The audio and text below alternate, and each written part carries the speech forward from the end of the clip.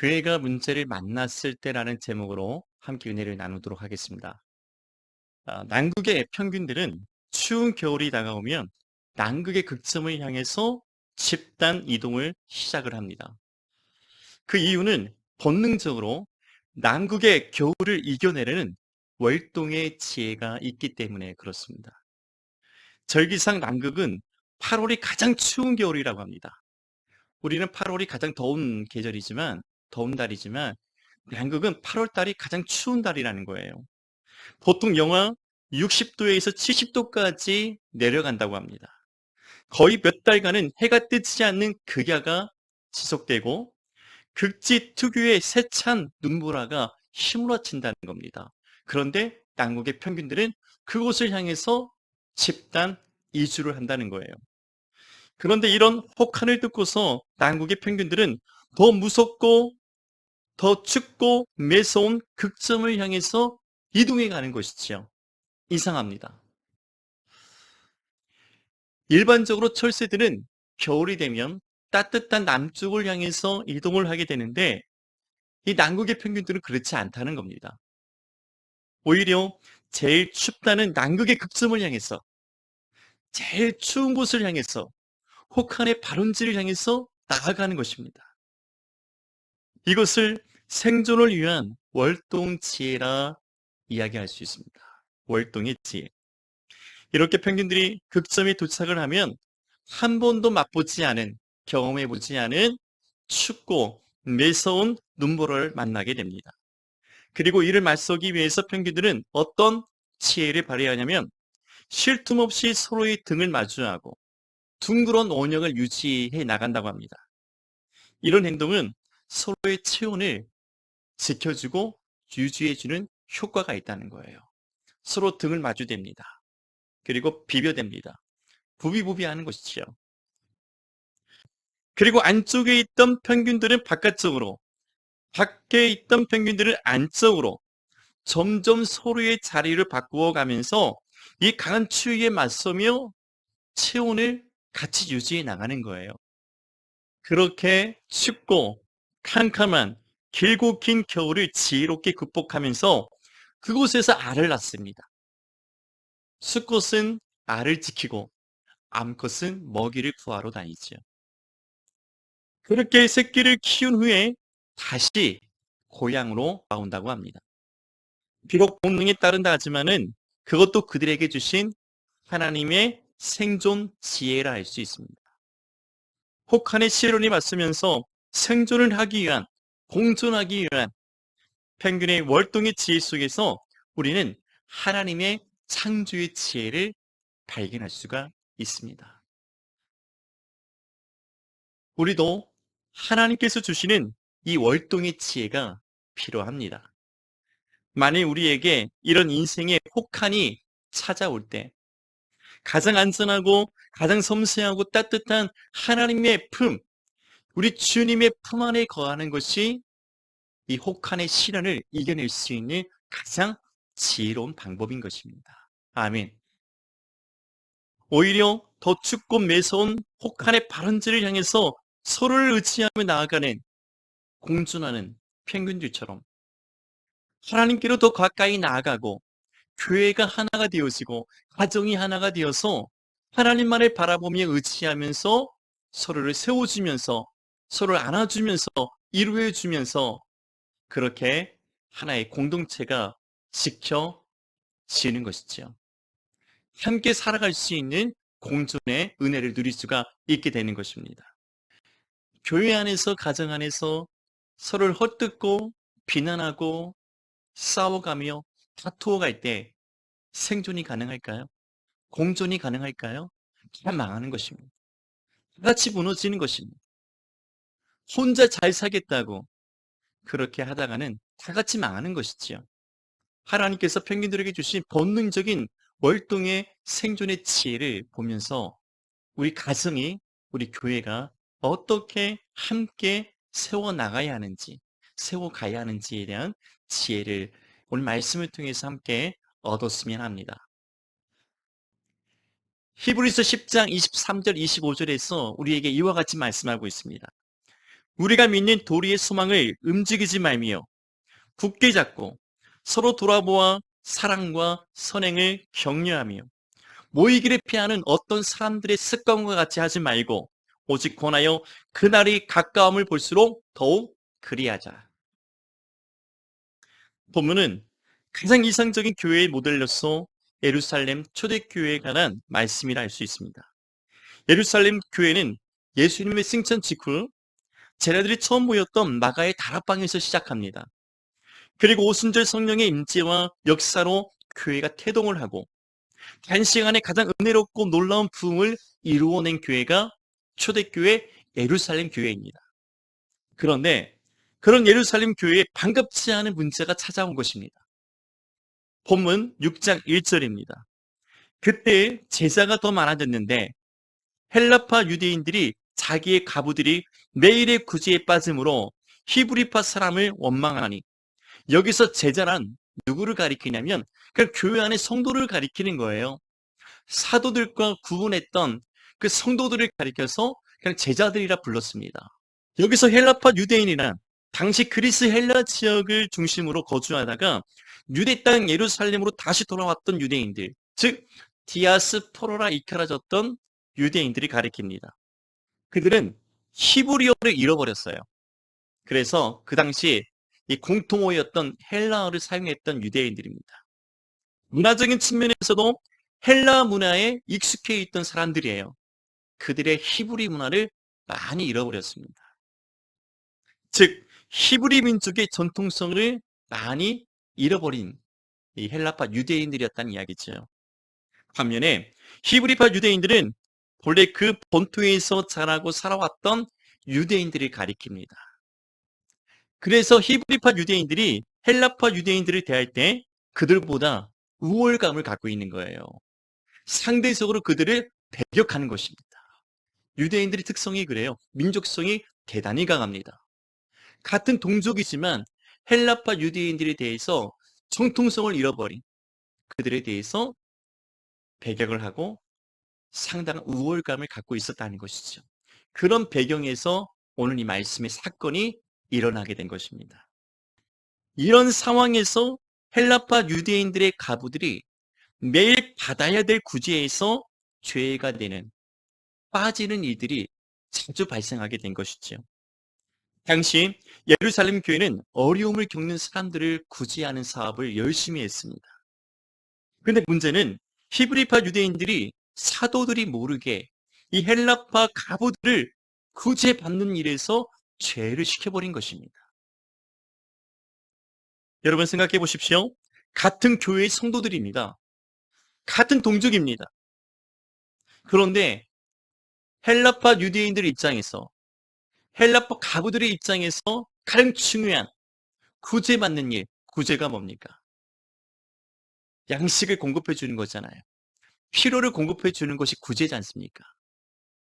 그 헬라파 가부들에게 필요한 이 구제받는 일에서 죄를 시켰으니 그들의 입장에서는요, 지금 분노할 일인 것이죠. 지금 난리가 난 것입니다. 헬라파 유대인들의 입장에서 당연히 문제가 될 만한 일이었던 것입니다. 이렇게 해서 예루살렘 교회 안에서 소위 교회 분쟁이 발생하게 된 것이죠. 여러분, 왜 교회에서도 이런 문제들이 발생할까요? 왜 교회에서 잊지 말아야 될 일들이, 문제들이 일어나게 되는 것일까요?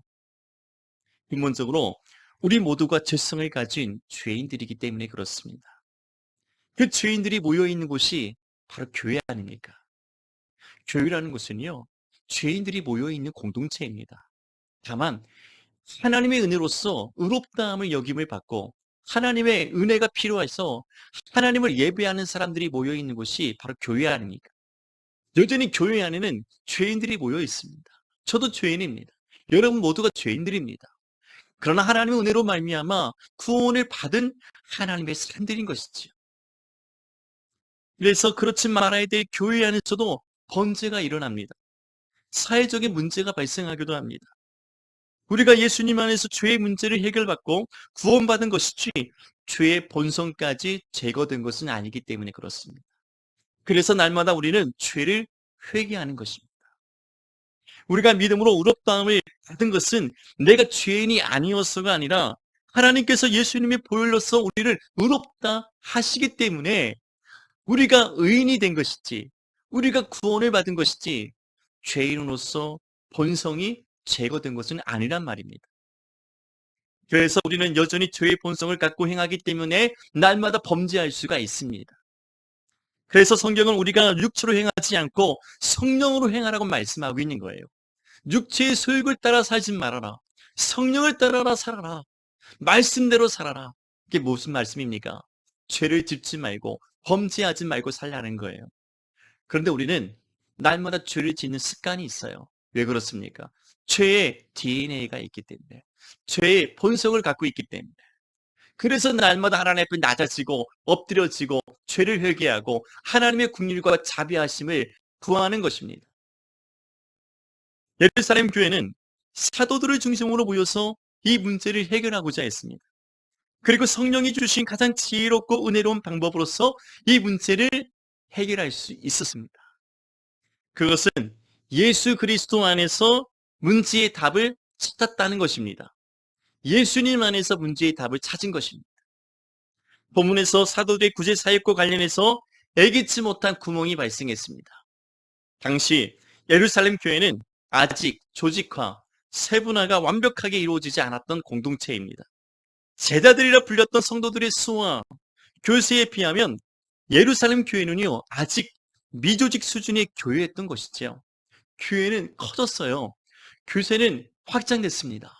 그런데 함께 감당할 만한 사역자들이 부족한 거예요. 그러다 보니까 사도들이 그 모든 일을 다 감당하다 보니까 이런 구멍이 발생하게 된 것입니다. 미스가 발생한 것이지요. 영적인 면에서 아주 건강하고 아름답고 은혜로운 교회였지만 내부적인 면에서 보면 예루살렘 교회는 그만한 규모를, 그만한 조직을 운영할 만한 체계를 갖추지 못했던 것입니다. 이는 너무나 단기간에 걸쳐서 교회가 급성장했기 때문에 서둘러 그만한 규모와 조직을 갖추지 못했던 것입니다. 때론 하루에 5,000명씩이요, 3,000명씩 회개하고 예수님께로 돌아왔잖아요. 사도들을 통해서 수많은 표적과 기사들을 보고서 여기저기서 사람들이 교회로 몰려들기 시작했잖아요. 감당할 수가 없는 것입니다. 그럴 여유가 없는 거예요. 그런 그들을 수용할 공간도 필요를 공급할 재정도 턱없이 부족했던 상황들이었습니다. 그래서 신실한 믿음의 사람들은 자신들의 재산을, 부동산을 팔아서 교회의 필요를 충당했고 교회는 이것을 구제 사역으로서 함께 감당해 나갔던 것입니다. 이것이 바로 예루살렘 교회의 구제 사역이었습니다. 그런데 문제는 사도들이 이 구제 사역만 하는 게 아니잖아요. 그들은 말씀과 기도하는 일에, 전도하는 일에, 선교하는 일에, 여러 가지 교회의 많은 다양한 분야에서 그 일들을 감당해야만 했습니다. 거기에다 구제 사역까지 감당했습니다. 그러다 보니까 이 구제 사역에 문제가 발생했던 것이지요. 문제는 사도들이 이 구제 사역에만 매달려 있지 못하다 보니까 그 중간에서 히브리파 유대인들이 헬라파 가부들을 상대로 의도적으로 구제에서 빠뜨렸던 것입니다. 이것이 교회의 문제가 되었던 것입니다. 지금도 한 교회가 자립하고 성숙한 교회, 건강한 교회로 세워지기까지 얼마나 많은 교회 안에서 진통이 있습니까? 얼마나 많은 다툼과 싸움과 갈등과 대립이 있습니다. 진통의 과정을 통해서 교회는 날마다 편안하여 든든히 건강하게 성숙한 교회로 세워져 가야 합니다. 그런데 그렇지 못한 교회들이 분열이 되고 무너지고 그 일로 인해서 많은 사람들이 시험을 당하고 어려움을 겪고 교회를 떠나는 이들이 발생하고 있습니다. 어떤 교회들은 이 진통을 이겨내지 못하고 무너지는 반면에 또 어떤 교회들은 더욱 건강하고 성숙한 교회로 성장하게 됩니다. 그러나 예루살렘 교회이든 지금의 어떤 교회이든 우리 교회이든 모든 교회 안에는 여러 가지 문제가 존재할 수 있습니다. 여러 가지 갈등이 발생할 수 있습니다. 사람들이 모인 곳에 어떻게 문제가 생기지 않을 수 있습니까? 같은 주를 섬기고 같은 신앙을 갖고 하나님을 우리가 예비하고 살아가지만 생각이 다 다르잖아요. 그러다 보니까 문제가 생길 수가 있는 것입니다. 교회는 서로의 실수를 들추어내고 잘못을 말하고 비난하고 헐뜯기보다 빌립보서 2장 2절 5절의 말씀과 같이 마음을 같이하고 함께 기도하면서 문제를 해결해 나가야 하는 것입니다. 마음을 같이하여 같은 사랑을 가지고 뜻을 합하며 한 마음을 품어 아무 일에든지 다툼이나 허용으로 하지 말고 오직 겸손한 마음으로 각각 자기보다 남을 낮게 여기고 각각 자기 일을 돌볼 뿐더러 또한 각각 다른 사람들 일을 돌보아 나의 기쁨을 충만하게 하라. 너희 안에 이 마음을 품으라. 곧 그리스도 예수의 마음이니. 교회가 문제를 만났을 때 누구의 마음으로 문제를 해결해 나가야 되는 겁니까? 그리스도 예수의 마음으로서 교회의 문제를 해결하면 되는 거예요. 그런데 각자의 이익에, 각자의 탐욕에, 각자의 생각에 따라서 교회의 문제를 해결하려다 보니까 계속 충돌하는 겁니다. 이익적 충돌이 발생하는 거예요. 탐욕적 충돌이 발생하는 겁니다. 다 자기가 옳다고 이야기합니다. 다 자기가 교회를 위한다고 생각합니다. 그러다 보니까 문제가 발생하는 거예요.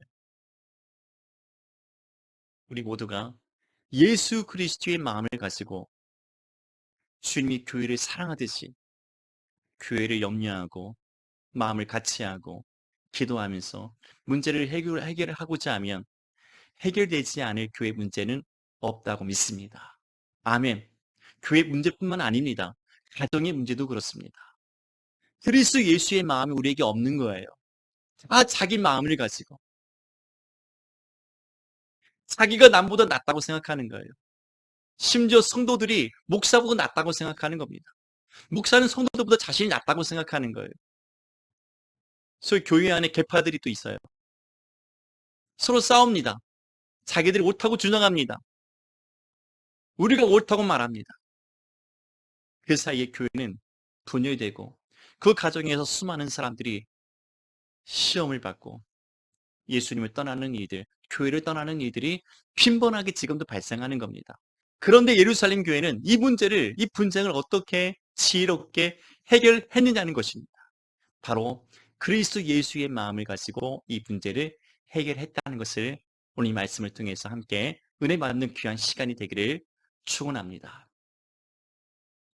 여러분, 교회 안에는 목회자나 성도나 기존 성도나 초신자나 어른이나 아이들이나 모두가 그리스도 예수의 마음을 품고서 서로를 대하고 돌아보면서 교회를 함께 세워가야 합니다. 어디 교회뿐이겠습니까? 여러분의 가정도 우리가 함께 사는 세상의 곳곳에서 하나님이 기뻐하시는 창조 그대로의 원형을 회복해 나갈 수 있도록 믿음의 사람들이 먼저 앞장서 가야 합니다. 교회 안에서 먼저 신앙생활을 시작했던 성도들이 교회 대표가 되는 목사가 가정 안에서 여러분 부모가 먼저 그렇게 가정을 교회를 하나님이 창조하신 원형 그대로를 회복하기 위해서 함께 힘쓰고 노력해 나가야 한다는 것이죠. 예루살렘 교회는 그들이 직면했던 이 첫 문제를 잘 이겨내고 성장함으로써 우리가 모델로 삼는 초대교회가 될 수 있었던 것입니다. 만일 목회자와 성도와 성도들이 날마다 교회의 문제들로 서로 싸우고 다투고 있다면 어느 누가 그 교회를 가리켜서 건강한 교회, 가고 싶은 교회, 다니고 싶은 교회라 생각하겠습니까? 세상이 모델이 되는 교회로서 세상의 소금과 빛이 되는 교회로서 누가 말할 수 있겠습니까? 그곳에 주님의 마음이, 주님의 뜻이, 주님의 성령이 함께한다고 말할 수 있겠습니까? 날마다 싸우고 있는데요. 날마다 다투고 있는데요. 날마다 분쟁과 갈등과 대립이 있는 교회를 향해서 주님의 뜻이 있고 주님의 마음이 있고 주의 성령이 함께하는 교회라고 말할 수 있겠냐 그것입니다. 말할 수 있겠습니까? 또한 과연 그런 교회를 누가 찾아오겠습니까? 그런 교회로 누가 전도하겠습니까? 그러나 서로를 낮게 여기고 자신들을 돌아볼 뿐더러 남을 더 낮게 여기며 돌아보는 섬기는 겸손한 그리스도 예수의 마음이 우리에게 있어야 되는 것입니다. 다시 본문으로 돌아와서 하루 이틀이 아닌 오랜 기간 헬라파 가부들이 매일 받아야 될 이 구제에서 죄가 되었다는 것은 사도들이나 교회적으로 거의 충격에 가까운 일이었습니다. 게다가 이를 철저히 관리하고 감독했어야 될 사도들도 이 사실을 묵인했다든지 혹은 잘 모르고 있었다면 더욱 충격스러운 일이었다 할 수 있습니다. 아마도 사람들 사이에 교회 안에서 이런 분위기가 있었을 것 같아요. 이제 터질 게 터졌다. 언젠가는 이렇게 될 줄 알았다. 물론 변명의 여지는 있습니다. 사도들은 여러 사역을 매우 바쁘고 분주했잖아요. 매일 말씀과 기도, 전도와 치유 사역에 쉴 틈이 없었어요. 그렇게 바쁘게 사역을 감당해 나갔습니다. 뿐만 아니라 그 많은 사람들의 구제 일까지 나서서 책임지고 관리하고 감독해야 했습니다. 그러다 보니까 어쩌면 당연한 문제가 발생했다 볼 수 있는 것입니다. 그럼에도 이 문제가 중요하게 다루어졌던 이유는 교회 안에 불러올 파장이 너무 컸기 때문에 그렇습니다. 히브리파 유대인들, 헬라파 유대인들 사이에 분쟁이 일어나게 되면 교회가 어떻게 될까요? 두 조각으로 분열이 되기 때문에 그렇습니다. 그만큼 예루살렘 교회 안에서 히브리파 유대인들과 헬라파 유대인들 사이에 갈등과 대립이 있었는데 그것을 겉으로 촉발시킨 것이 바로 헬라파 가부들의 구제받는 일에서 죄된 사건이 된 것입니다. 이 와중에 헬라파 가부들이 구제받는 일에서 상당 기간 제외되었다는 것, 이것이요 보통 큰 문제가 아니었던 거예요. 그래서 1절 하반절 말씀과 같이 헬라파 유대인들이 히브리파 유대인들을 상대로 비난하고 이 일에 대해서 원망하기 시작했던 것입니다. 교회가 어떻게 그럴 수 있느냐는 거예요. 사도들은 뭐 하고 있었냐는 거예요. 교회가 어떻게 우리에게 이런 차별을 할 수 있었냐는 거예요. 만약 이 일이 잘못 해결이 되면 사도들의 권위도 치명타를 입고 권위가 땅에 떨어지게 됩니다. 그러면요, 교회는 자연스럽게 무너지는 거예요. 교회 지도자의 권위가 떨어지면, 말씀의 권위가 떨어지면, 영적 리더십이 상실되면 교회는 자연스럽게 무너지게 될 수밖에 없어요. 이제 갓 시작된 교회가 세상이 조롱거리가 되고 마는 것입니다. 동시에 분열의 영이 교회 안에 틈타고 찾아와서 교회는 크나큰 문제로 분열되고 무너질 수밖에 없게 되는 거예요. 사단이 교회 가운데 들어와서 교회를 분열시키고 교회를 무너뜨리게 되는 겁니다. 그것도 첫 번째 교회가, 초대교회가 그렇게 되었다면 어떻게 되었을까요? 그러나 교회는 사도들을 중심으로 하나가 되었습니다. 모두가 하나님 앞에 모였습니다. 사도들이 제자들, 즉 성도들을 다 불러 모았어요. 그리고 다음과 같은 결론을 내렸습니다. 그것이 본문 6장 2절 4절의 말씀입니다. 다시 한번 말씀해 보겠습니다. 12 사도가 모든 제자를 불러 이르되 우리가 하나님의 말씀을 제쳐놓고 접대를 일삼는 것이 마땅하지 아니하니 형제들아 너희 가운데에서 성령과 지혜가 충만하여 칭찬받는 사람 7을 택하라. 우리가 이 일을 그들에게 맡기고 우리는 오로지 기도하는 일과 말씀 사역에 힘쓰리라 하니. 아멘. 이것이 사도들이 온 교회 앞에 내놓은 해결책이었습니다. 사도들은 이제 오직 기도하는 일과 말씀을 가르치는 일에만 전념하겠다는 것이었습니다. 기타 업무들은 교회 가운데 직분자를 세워서 그들에게 맡기겠다는 것이었습니다. 이것이 바로 예루살렘 교회의 초대교회 7집사들이라 할 수 있습니다. 이를 위해서 사도들이 모여서 하나님께 기도했겠죠. 하나님, 교회 안에 발생한 이 문제, 이 분쟁을 어떻게 해결해야 되겠습니까?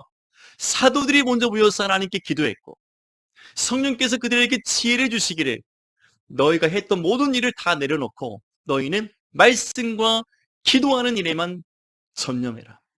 나머지 일은 직분자를 세워서, 평신도 사역자를 세워서 그들로 그 일들을 감당하게 하라. 그런 지혜를 주셨고, 그렇게 말씀하셨고, 이것을 온 교회 앞에 내어놓았을 때 온 교회는 그 결정을 순종함으로, 아멘으로 받았다는 것입니다. 그렇게 함으로써 교회는 분열되는 것이 아니라 예수 그리스도 안에서 하나가 되었습니다. 그 결정을 수용하고 아멘으로 따르기로 결정한 순간에 그들은 그리스도 예수 안에서 하나가 되어 다시 교회를 통해서 성령께서 강력히 일하기 시작합니다. 그 결과 어떻게 되었습니까? 우리가 7절 말씀 같이 한번 보시겠습니다. 하나님의 말씀이 점점 왕성하여 예루살렘에 있는 제자의 수가 더 심히 많아지고 허다한 제사장의 무리도 이 도에 복종하니라. 교회가 사도들을 중심으로 예수 그리스도 안에서 하나가 되어지니까 하나님의 말씀의 복음의 능력이 더 왕성해졌다는 거예요. 이 복음을 믿고 더 많은 사람들이 예수님께로 돌아오게 되었다는 겁니다. 교회에 대한 아름다운 좋은 소문이 나기 시작한 거예요. 문제를 극복하니까 교회가 더 아름답게, 편안하게, 든든하게 부흥하고 성장하고 더 많은 영혼들이 예수님을 믿게 되었다는 이야기입니다. 아멘. 우리 행복인 교회가 그런 교회로 하나님께서 점점점 부흥케 하시고, 하나님 보시기에, 세상이 보기에도, 우리가 보기에도 이런 아름다운 교회로 세워져 갔으면 좋겠습니다. 한국 교회가, 모든 교회가 그렇게 세워져 가기를 간절히 소원합니다. 아멘. 만일 여러분의 교회가 예기치 않았던 문제들을 만나거든 이렇게 하십시오. 첫째, 하나님이 세우신 영적인 권위를 인정하시기 바랍니다. 하나님이 교회 안에 세우신 영적인 권위를 인정해야 합니다. 목사에 대해서 목사의 권위를 인정해 드려야 됩니다. 세워진 평신도 사역자들에 대해서 그 권위를 인정할 줄 알아야 됩니다. 결국 교회 안에 문제가 해결되지 않고 교회가 분열되고 상처를 입고 세상의 조롱거리가 되는 이유 중에 하나는 교회 안에 영적인 권위가 무너질 때, 교회 안에 목회자의 권위가 무너질 때, 장로의 권위가 무너질 때, 권사의, 안수집사, 여러 집사들의 영적인 권위가 무너질 때 교회는 함께 점점점 무너지기 시작하는 것입니다. 그런데 초대교회는 12사도의 권위를 인정했습니다. 그리고 그 권위에 그들은 순종했던 것입니다. 둘째는 교회 지도자들이 먼저 회개하고 기도해야 합니다. 잘못한 것들이 있다면 하나님께 먼저 지도자들이 회개할 수 있어야 합니다. 무릎을 꿇어야 합니다. 교회 앞에서 용서를 구하고 솔직히 잘못됨을 인정해야 합니다. 지도자들이 자신들의 문제를 감추고 숨기고 아무런 잘못이 없는 것처럼 행할 때 교회는 부패하고 썩어가는 것입니다. 12사도는 자신들이 하나님의 말씀을 제쳐놓고서 접대, 즉 구제를 일삼은 일에 대하여 그것은 마땅하지 않은 잘못된 일이었다. 회개하고 교회 앞에 잘못을 시인했습니다. 셋째, 교회는 마귀에게 틈을 주어서는 안 됩니다. 계속해서 갈등과 대립을 조성하며 분열의 영, 마귀가 교회 가운데 틈타고 들어오도록, 마귀가 교회 가운데 역사하도록 틈을 주어서는 안 되는 것입니다. 오히려 교회는 교회와 지도자들을 위해서 마음을 같이하여 함께 기도하며 자숙해야 합니다. 마귀는 지금도 교회들에서 문제를 일으키고 그 문제로 인해서 한 영혼, 한 교회가 철저히 짓밟히고 무너지도록 역사하고 있다는 것을 알아야 됩니다. 그래서 에베소서 4장 27절에서 바울은 이렇게 이야기했습니다. 마귀에게 틈을 주지 말라. 아멘. 마귀에게 틈을 주지 말라는 거예요. 그것은 교회의 분열과 무너짐으로 이어지기 때문이라 말씀합니다. 끝으로 교회는 교회를 이끄시는 성령의 인도하심에 민감하게 순종해야 합니다. 성령은 교회를 세우셨습니다. 교회를 통해서 예수님의 구속 사역을 완성해 나가고 있습니다.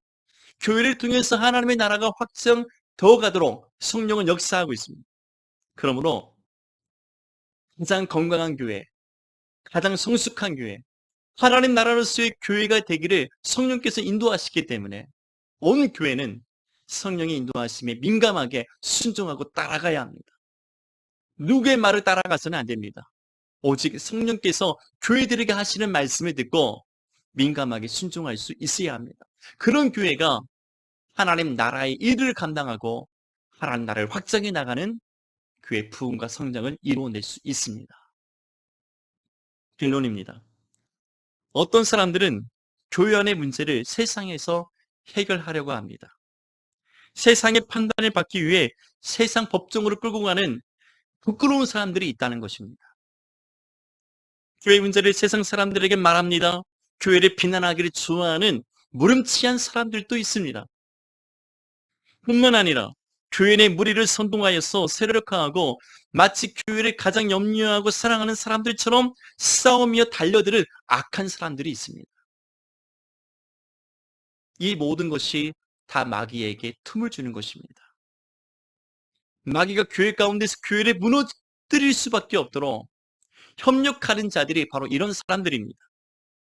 여러분, 우리는 오늘 이 말씀에서 예루살렘 교회가 처음 문제를 만났을 때 어떻게 대처했는지 다시 한번 숙고하면서 우리 교회가 만난 문제, 우리 가정이 만난 문제를 가장 지혜롭고 가장 은혜롭게 예수 그리스도 안에서 해결해 나가는 우리 모두가 되시길 바랍니다. 예수 밖에서 세상에서 세상의 방법으로 마귀가 좋아하는 방법으로 그의 문제를 해결하는 것이 아니라 예수 그리스도 안에서 성령의 인도하심을 따라서 기도하면서 함께 교회를 세워나가는 우리 모두가 되어야 하는 것입니다. 사도들이, 성도들이 서로를 탓하고 다투지 않았습니다. 처음에는 히브리파 유대인들과 헬라파 유대인들 사이에 문제가 생겨서 이 문제로 잠시 분쟁이 있었지만 그들은 다시 자숙하고 함께 기도하며 결정에 순종하고 성령의 인도하심에 따랐을 때 그 일들이 오히려 교회 부흥으로 이어지게 되었다는 것입니다. 오히려 자신들의 잘못을 인정하고 기도하며 교회의 권위와 결정에 모두가 함께 순종했습니다. 그 결과 예루살렘 교회는 신앙의 핍박과 환난 중에도 사람들에게 가장 매력적인 곳, 가장 가고 싶은 곳이 되었습니다. 그래서 많은 사람들이 교회로 더 몰려들기 시작한 것입니다. 하나님 말씀은 더 왕성해졌습니다. 교회는 더 부흥했습니다. 수많은 순교자들과 지도자들, 선교사들이 예루살렘 교회를 통해서 배출이 되었습니다. 결국 예루살렘 교회는 이 문제로 인해서 하나님의 나라가 더욱 힘있게 확장해 나가는 영적 모멘텀, 즉 영적 활력을 갖게 된 것입니다. 아멘. 이것이 바로 예루살렘 교회가 세상이 아닌 예수 그리스도 안에서 문제의 답을 얻었기 때문에 그렇습니다. 여러분들, 예수님의 마음은 겸손한 마음입니다. 자기보다 남을 더 낫게 여기는 것입니다. 헐뜯지 않습니다. 비난하지 않습니다. 비판하지 않습니다. 싸우려 달려들지 않습니다. 오히려 자신이 죄인 것처럼, 교회가 이런 문제를 만난 것에 대해서 우리의 책임인 것처럼, 나의 잘못인 것처럼 먼저 회개하고 잘못을 시인하고 함께 기도하여 교회를 세워나가고자 할 때 하나님의 성령께서 교회를 은혜롭게 인도해 나가실 줄로 믿습니다. 가정도 마찬가지입니다. 우리가 사는 사회 곳곳이 마찬가지입니다. 그렇게 해나갈 때 우리가 만나는 교회 안에서, 가정 안에서, 사회 안에서의 곳곳에서의 문제는 가장 은혜롭게 해결될 수가 있음을 믿습니다.